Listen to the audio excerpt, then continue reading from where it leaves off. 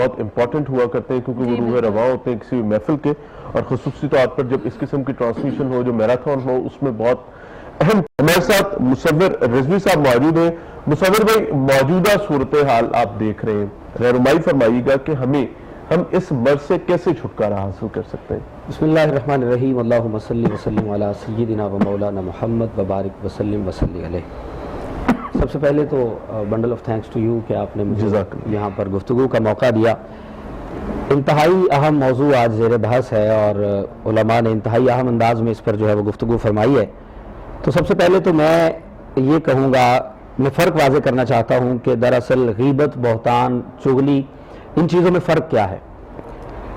اللہ کے نبی صلی اللہ علیہ وسلم نے ارشاد فرمایا، حضرت ابو ہریرہ اس حدیث کے راوی ہے، صحیح مسلم کی یہ روایت ہے، آقا کریم نے، اور امام غزالی نے بھی اس کو لکھا ہے کہ آقا کریم نے فرمایا کہ تم میں سے کوئی شخص اپنے کسی بھائی کا ایسا عیب بیان کرے، یعنی اپنے کسی محترم دوست کا وہ عیوب اور وہ نقائص کسی کے سامنے بیان کیے جائیں جو اس میں موجود ہیں، تو یہ غیبت کہلاتی ہے۔ اور اگر اس میں کوئی نقص موجود نہیں ہے اور آپ اس کو بیان کرتے ہیں تو یہ پھر جو ہے وہ اس پر بہتان ہو جاتا ہے۔ اور چغلی اس طرح سے ہے کہ آپ کسی شخص کی ایک بات اٹھاتے ہیں اور وہی بات دوسری جگہ جا کر بالکل اس مکھی کی طرح گندگی ایک جگہ سے اٹھائی اور جا کر دوسری جگہ رکھی، تو یہ چغلی میں آ جاتا ہے۔ اور شہد کی مکھی بھی ہے جو ایک جگہ سے جو ہے وہ کڑوا رس چوستی ہے، درود پڑھتی پڑھتی ایک جگہ پہنچتی ہے اور اسے میٹھا کر دیتی ہے۔ تو یہ فرق ہے۔ آج ہمارے with sorry I have to say that کہ ہمارے معاشرے میں جو بے ادبی ہے بڑی تیزی سے پروان چڑھی ہے۔ ہم نے نام بدل دیے ہیں اپنے چیزوں کے، جھوٹ کا نام ہم نے جو ہے وہ بہانہ رکھ دیا۔ کسی شخص کا فون آیا، یار میں نے اسے فلاں بہانہ لگا دیا، میں نے فلاں بہانہ جو ہے وہ رکھا، اب وہ جھوٹ ہے دراصل، گپ شپ کے لیے بیٹھے ہوئے ہیں۔ اب اس مجلس میں گپ شپ سے زیادہ جو ہے وہاں پر جو ہے وہ غیبت کی جا رہی ہے، فلاں شخص ایسے ہے، فلاں شخص ایسے ہے۔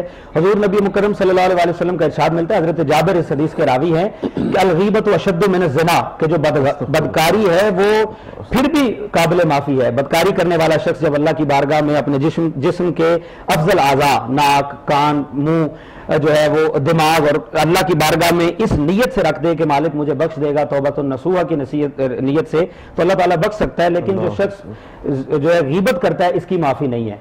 اور آج جو غیبت کی تباہ کاریوں کی بات کریں تو آپ دیکھیے کہ ایک شعلہ ہے جو گیس یا پیٹرول سے لگتا ہے تو وہ تو لکڑی کو جلاتا ہے، لیکن جو غیبت ہے ہمارے معاشرے میں ہر جگہ ہے، ہمارے گھر میں ہے، ہمارے دفاتر میں ہے، یہاں تک کہ ہماری مساجد میں ہے۔ مسجد کی پہلی صف میں بیٹھے ہوئے حضرت صاحب نے ہاتھ میں تسبیح پکڑی ہے اور السلام علیکم ورحمۃ اللہ کی صدا کے فوراً بعد ہم کہتے ہیں کہ دیکھیے فلاں شخص کے کپڑے کیسے ہیں، دیکھیے اس شخص کو تو بیٹھنا نہیں آتا، یہ غیبت ہے۔ اور اما عائشہ صدیقہ رضی اللہ تعالیٰ عنہ ایک مرتبہ، یہ چونکہ حضور کا ایک انداز ہے نصیحت کا، اپنی امت کو سبق دینے کا، تو اما عائشہ صدیقہ نے کہا حضور فلاں عورت چھوٹے قد کی، تو حضور نے فرمایا غیبت نہ کرو۔ حضور وہ واقعی چھوٹے قد کی ہے، تو فرمایا یہی تو غیبت ہے کہ کسی شخص میں کوئی عیب موجود ہے، آپ چاہے پازیٹیو مینٹلٹی کے ساتھ کسی کی عیب کو بیان کرتے ہیں تو یہ غیبت کہلاتی ہے۔ اور آج کے معاشرے کا المیہ یہ ہے کہ جو پازیٹیو مینٹلٹی ہے وہ ہمارے پاس نہیں ہے۔ ہم کسی شخص کو، وہ حسد والی بات آ گئی کہ کسی شخص کی جو ہے وہ ترقی کو دیکھتے ہوئے ہم پریشان ہو جاتے ہیں۔ اور ایک جو جملہ میں یہاں پر کہنا چاہوں گا کہ یہ انتہائی اہم ترین بات ہے کہ کوئی بھی شخص کسی بڑی مسند پر فائز نہیں ہو سکتا جب تک وہ اعلیٰ ظرف کا مالک نہیں ہوتا۔ جب تک آپ کسی دوسرے کو دیکھ کر حسد کا شکار ہوں گے، کم ظرفی کا شکار ہوں گے، بعید نظر نہیں ہوں گے، دور اندیش نہیں ہوں گے، اللہ تعالیٰ آپ کو بڑا مقام نہیں دے۔ اللہ تعالیٰ جزاک اللہ فرمائے۔ پروفیسر صاحب، بہت اچھے طریقے سے مصور رضوی صاحب نے رہنمائی فرمائی۔ بدقسمتی کی بات یہ ہے کہ جب ہم اپنے گرد و نواح میں دیکھتے ہیں جو تعلیمات ہمیں ملتی ہیں